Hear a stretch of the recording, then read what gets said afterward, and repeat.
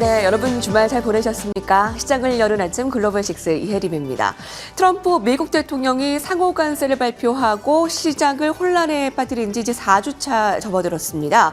뉴욕 증시는 다행히 최근 들어서 나흘째 상승을 이어가면서 주말에도 또 다른 급등을 시현했는데요. 특히 나스닥 지수의 상승이 반갑죠. 1.26% 급등을 보였습니다. 이번 주에는 마이크로소프트와 메타 등 이 M7 기업들, 주요 빅테크 기업들의 실적 발표도 줄줄이 이어지니 저희와 함께 하시기 바랍니다. 역시 미중 협상에 대한 진행 여부도 체크를 해봐야 되겠고요. 트럼프 대통령이 이제 취임 100일을 앞두고 있습니다. 29일이 되면 벌써 100일이네요.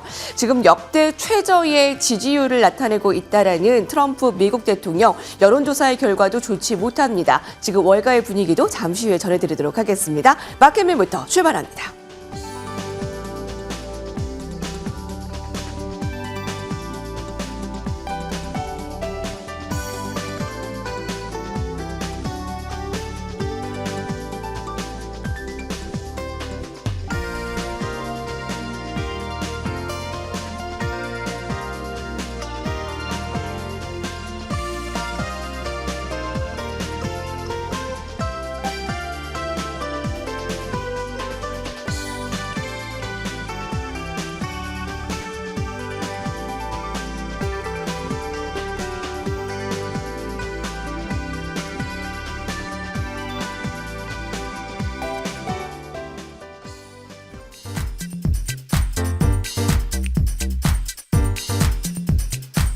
시장에 대한 정확한 판단에 한 걸음 더 다가보는 마켓맨 시간입니다. 오늘도 지난주 시장을 관통했던 그리고 이번 주 시장을 바라보는 데 도움이 될 만한 두 가지 인사이트 준비를 해봤습니다.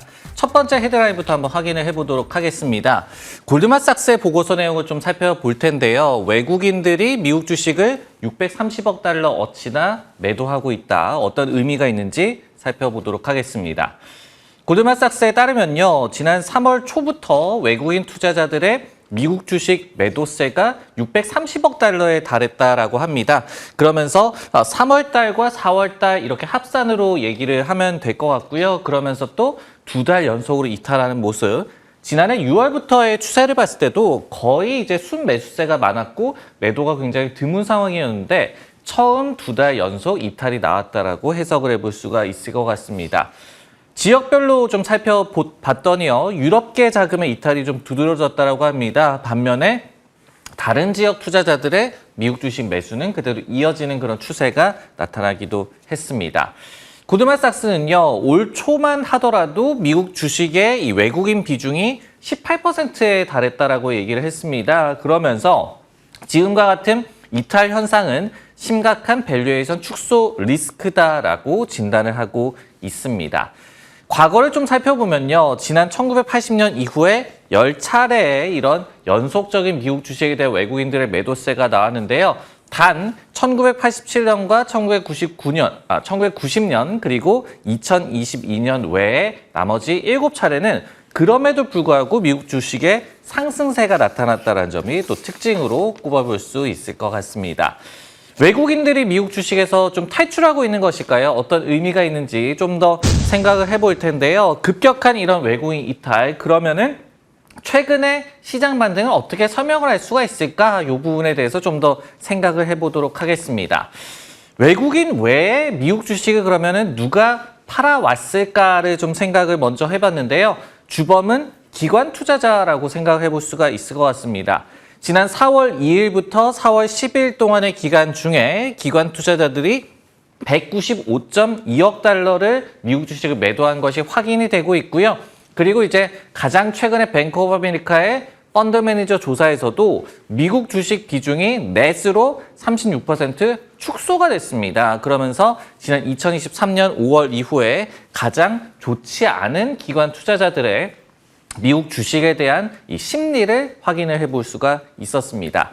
반면에 미국 개인들은 떠받치는 모습이 나왔던 것 같습니다. 지난 4월 2일에서 10일을 역시 집계를 해보면은 76억 달러를 매도하기는 했습니다. 하지만은 그 강도가 기관에 비해서는 굉장히 약했던 점이 확인이 됐고요.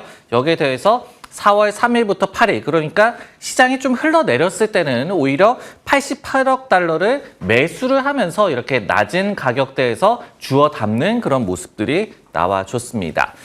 이게 어떤 의미가 있을 것 같느냐라고 좀 생각을 해봤더니요. 미국 가계의 주식 비중이 역대 최고라는 말씀을 드린 바가 있었습니다. 연준 자료 기준으로 봤을 때요. 전체 금융자산 중에 공모펀드를 포함을 했을 때 주식의 비중이 38%로 나오고 있는 그런 상황입니다. 여기에 더해서 단기 자금이죠. MMF의 잔고가 역대 최대 7조 달러를 돌파하고 있다는 내용도 예전에 좀 말씀드린 바가 있었습니다. 이거를 종합해서 좀 해석을 해보자면요. 증시에 들어가고자 하는 대기 자금이 풍부했고 그리고 최근에 극에 달했던 비관론에 이렇게 매수세가 유입이 됐다. 개인 위주로 유입이 됐다라고 볼 수가 있겠죠. 그러면서 시장의 반등이 견인이 됐다라고 좀 종합을 해볼 수가 있을 것 같습니다. 과거에 이렇게 개인들의 주식 비중이 높기 때문에 오히려 M7 종목 위주의 하락세가 나타날 수 있다라는 우려를 또 말씀드린 바가 있었는데 일단은 반대 양상으로 나타나고 있다라고 볼 수가 있을 것 같습니다. 단 지금 시점에서 경계할 점도 한 2가지 정도 생각을 해볼 필요가 있을 것 같은데요. 첫 번째로 완전한 시장 바닥을 저희가 확인을 했을까? 이 부분은 좀 더 두고 봐야 될 것 같습니다.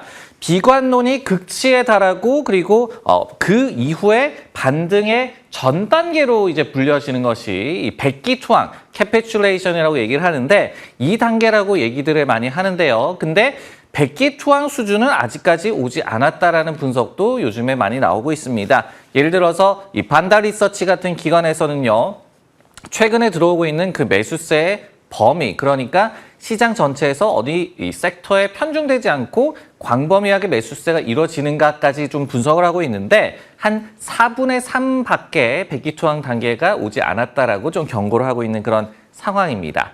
두 번째 저희가 경계를 할 점은요. 역시 트럼프 피로감을 좀 들어볼 수가 있을 것 같습니다. 오락가락한 관세 정책에 굉장히 시장에 혼란을 주고 있다는 얘기가 되겠고요. JP모건이라든지 웰스파고 등의 주요 IB들도 이 같은 트럼프 피로감을 증시 악재로 여전히 지적하고 있는 그런 상황입니다.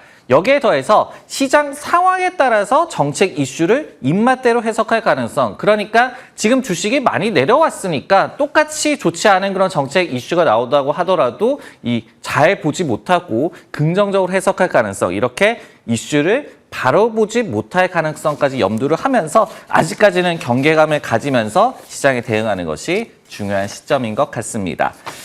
네, 이렇게 전체 시장에 관한 이야기 해봤고요. 이번엔 범위를 좀 더 좁혀서 생각을 해보도록 하겠습니다. 완벽한 회피 섹터, 관세를 회피할 수 있는 섹터는 존재할까에 대해서 두 번째로 생각을 해보도록 하겠습니다. 헤지브로라는 기업에 대해서 좀 얘기를 해볼 텐데요. 시티그룹에서 헤지브로에 대한 투자 의견을 중립에서 매수로 상향 조정을 했고요. 그리고 목표 주가도 55달러에서 72달러로 크게 이렇게 올려 잡았습니다. 그러면서 관세와 소비 둔화라는 악재를 상쇄하는 것이 가능한 종목이다라고 얘기를 했습니다.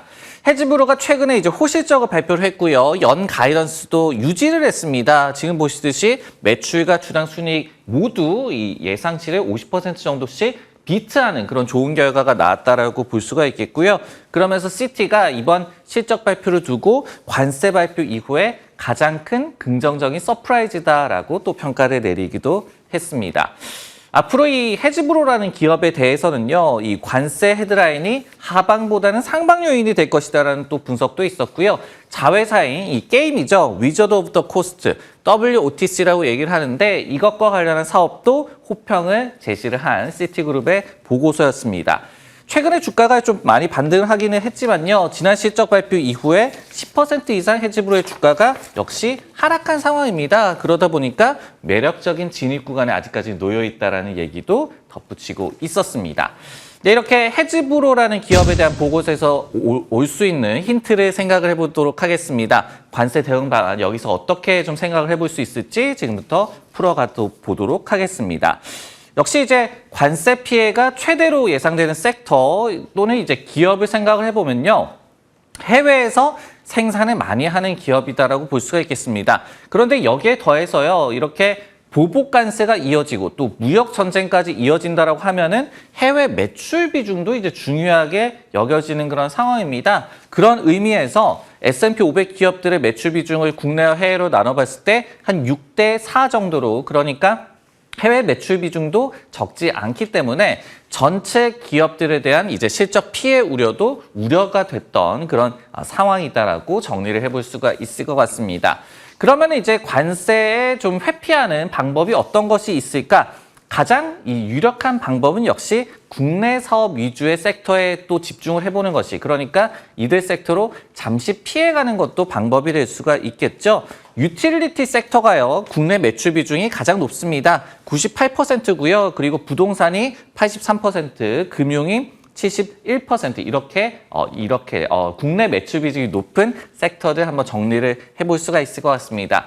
반면에 IT 같은 경우에는 해외 매출 비중이 56%로 과반수를 오히려 더 넘어서고요. 그리고 소재 업종도 51%, 그리고 커뮤니케이션 섹터도 이제 해외 매출 비중이 더욱더 높은 섹터라고 정리를 해볼 수가 있을 것 같습니다. 그런데요, 여기서 함정은 해외 매출 비중이 높은 기업들이 이익 성장이 우월하다는 점을 생각을 해봐야 될 것 같습니다. 지난 2024년 4분기를 보더라도요, S&P 500 지수의 전체 이익 성장이 16.9%였습니다. 하지만은 해외 매출 비중이 절반 이상인 기업 같은 경우에는 이익 성장이 20.8%로 더욱더 우월하게 나타났고요. 이렇게 이익 성장이 활발했던 그런 섹터 외에도, 분기 외에도 언제나 그랬습니다. 좀 부진했던 분기에도 해외 매출 비중이 높은 기업들이 그래도 상대적으로 선방하는 그런 결과가 나왔던 역사적인 데이터도 있습니다. 우리가 생각을 해볼 때 이익 성장이 주가 상승으로 이어지는 것이 주식의 기본 함수라고 생각을 해볼 수가 있겠죠. 해지브로에서 얻은 힌트는 결국은 성장이 있으면서 관세에 신속하게 대응하는 기업, 그리고 섹터에 집중하라라는 그런 조언을 해주고 있는 것 같습니다. 해지브로 같은 경우에도요, 현재 50% 남짓인 이제 중국에서의 생산 비중을 향후 2년간 40% 미만으로 축소하겠다. 그러니까 기민하게 대응하겠다라고 발표를 했고, 여기에 또 시장이 환호했던 그런 반응을 기억할 수가 있을 것 같습니다.